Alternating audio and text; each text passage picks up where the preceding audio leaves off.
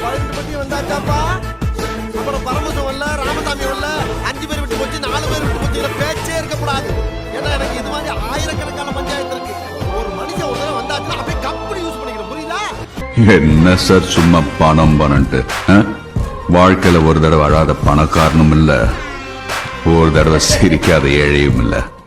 இப்போ மதுரை எடுத்துட்டாலே தலையோட கோட்டையா, வேற எவனுமே இல்லை, எல்லாருமே இல்லைதான். ஃபர்ஸ்ட் அஜித் தான்.